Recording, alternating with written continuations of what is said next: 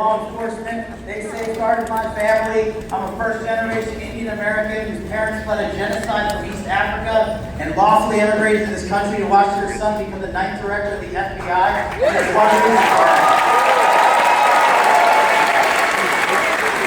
I'm living the American dream because of the men and women in law enforcement.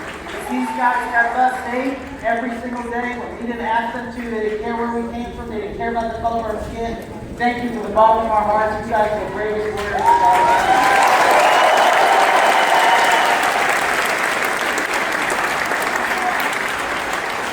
It's especially humbling to be here with the President of the United States, who's going to come out and announce the largest reduction in violent crime in the history of the United States of America.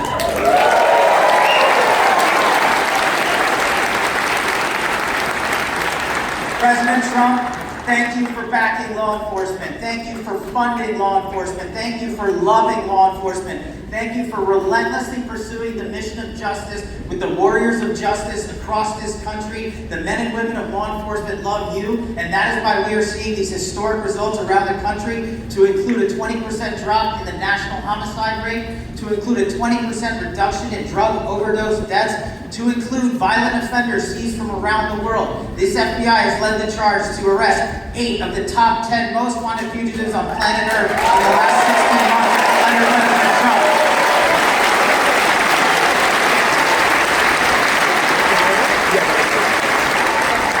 President Trump's mission to make America safe again, as he campaigned, he is delivering on that promise.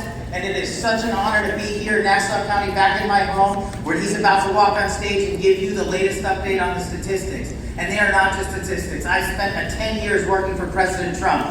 He reads about each and every case that we work on. He feels the pain of those that have lost loved ones. He does not let it lay aside. He takes it home with him. He demands that myself and our amazing Attorney General, Todd Blanche, go to work every single day to make sure that American lives are safeguarded, that no more of our kids are harmlessly and recklessly annihilated by opioids or by illegal immigrants or by gangsters or narco traffickers. President Trump, you have succeeded in restoring law and order to the precipice it should be on. The men and women in law and order across this country have partnered with the federal agencies, including the FBI and our prosecutor partners at the Department of Justice, to apprehend twice as many violent offenders in the last 16 months as they did in the last 2 years of the Biden administration alone.